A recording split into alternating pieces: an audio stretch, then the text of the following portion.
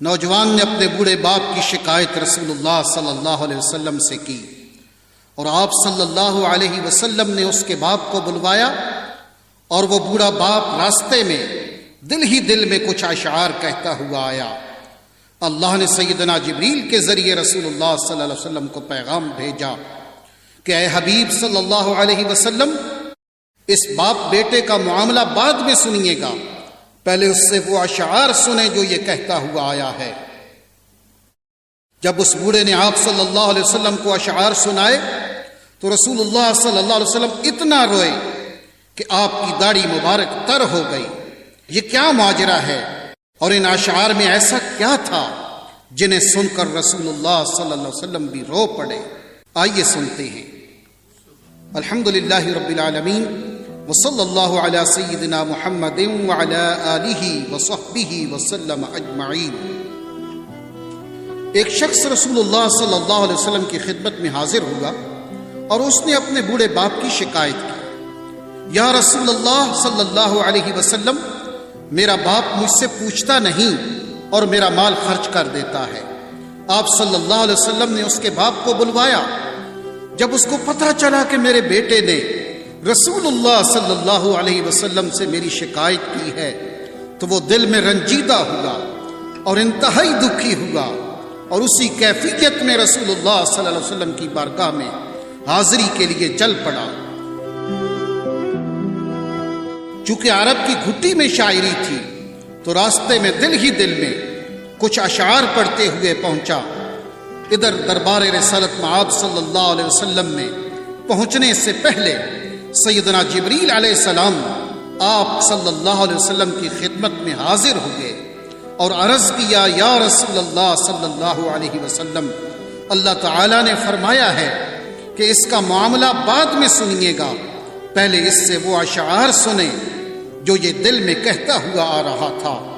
جب وہ حاضر ہوا تو آپ صلی اللہ علیہ وسلم نے فرمایا، تمہارا معاملہ بعد میں سنا جائے گا، پہلے وہ اشعار سناؤ جو تم دل میں کہتے ہوئے آ رہے تھے۔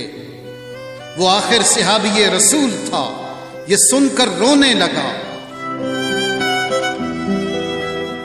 کہ جو اشعار ابھی میری زبان سے ادا بھی نہیں ہوئے اور میرے اپنے کانوں نے بھی نہیں سنے، آپ صلی اللہ علیہ وسلم کے رب نے وہ بھی سن لیے اور آپ صلی اللہ علیہ وسلم کو بھی بتا دیا۔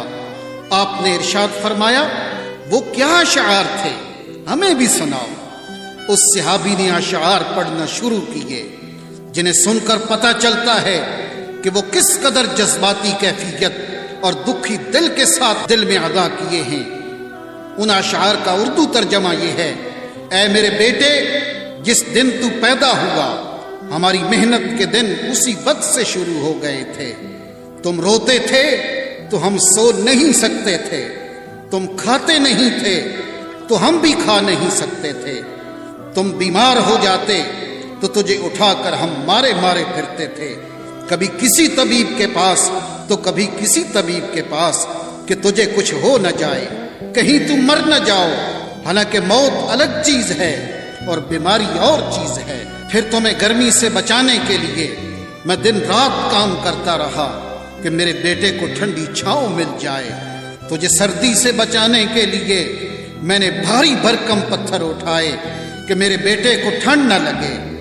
جو کچھ کمایا تیرے لیے کمایا، جو کچھ بچایا تیرے لیے بچایا، تیری جوانی کے خواب دیکھنے کے لیے میں نے نہ سردی کی پرواہ کی اور نہ گرمی کی، دن رات اتنی محنت کی کہ اب میری ہڈیاں کمزور ہو گئی ہیں اور تم کڑیل جوان بن گئے ہو۔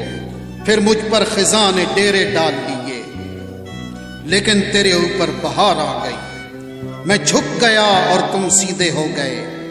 اب میری خواہش اور امید پوری ہوئی کہ تم ہرے بھرے ہو گئے ہو۔ سوچا کہ اب زندگی کی آخری سانسیں تیری چھاؤں میں بیٹھ کے گزاروں گا، مگر یہ کیا ہوگا کہ جوانی آتے ہی تیرے تیور بدل گئے، تیری آنکھیں ماتھے پہ چڑھ گئیں، تم اس لہجے میں بات کرتے ہو کہ میرا سینہ پھٹ جاتا ہے۔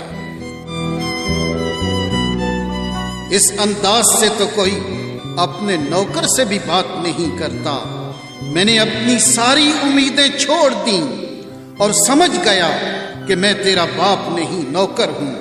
نوکر کو بھی کوئی ایک وقت کی روٹی دے دیتا ہے، تم مجھے نوکر سمجھ کے ہی مجھے روٹی دے دیا کرو۔ یہ اشعار سناتے سناتے بوڑھے باپ کی نظر جب رسول اللہ کے چہرے انور پہ پڑی تو دیکھا کہ آپ صلی اللہ علیہ وسلم اتنا روئے کہ آپ کی داڑھی مبارک تر ہو گئی۔ آپ صلی اللہ علیہ وسلم جلال میں اٹھے، اس کے بیٹے کو سختی کے ساتھ فرمایا، انت ومالک لابیک، تم اور تمہارا سب کچھ تیرے باپ کا ہے۔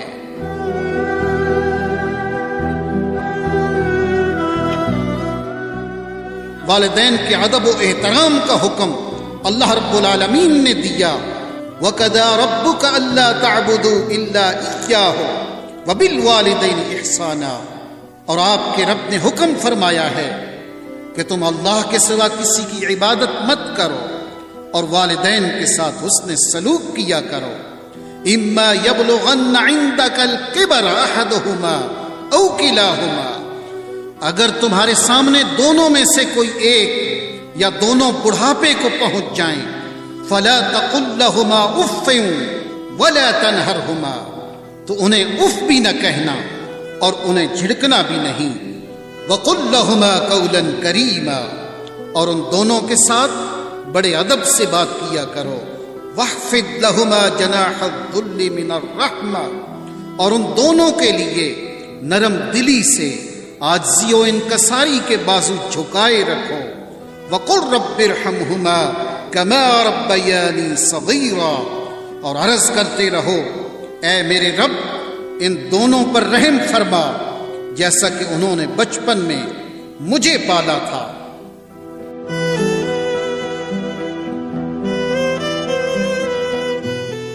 ایک باپ اپنی اولاد کے بہتر مستقبل کے لیے اپنی پوری زندگی داؤ پہ لگا دیتا ہے، اور جب اولاد خدمت کے قابل ہو اور منہ پھیر لے، اس باپ کے لیے جو اپنی اولاد کی ہر خواہش کو پورا کرتا ہو اور بڑھاپے میں اس کی حالت یہ ہو جائے کہ وہ اپنی بیماری اور ضرورت بتلاتے ہوئے بھی ہچکچاتا ہو، تو یہ جوان اولاد کے لیے بہت بڑا لمحہ فکریہ ہے۔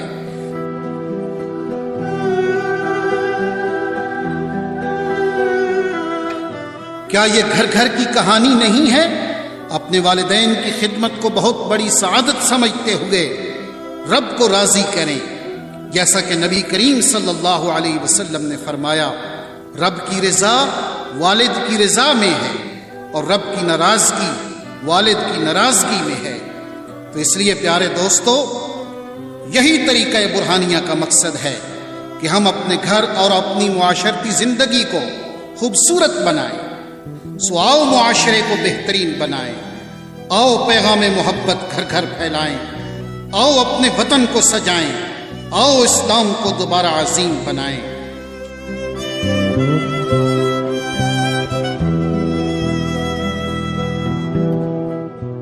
آپ سب بھائیوں سے گزارش ہے کہ آؤ آپ بھی ہمارے مقصد میں ہمارا ساتھ دو۔ اے اللہ، ہمیں اپنے والدین کی خدمت کی توفیق عطا فرما، اور جن کے والدین اس دنیا سے چلے گئے ہیں ان کی مغفرت فرما، آمین۔ وصلی اللہ علی سیدنا محمد وعلی آلہ وصحبہ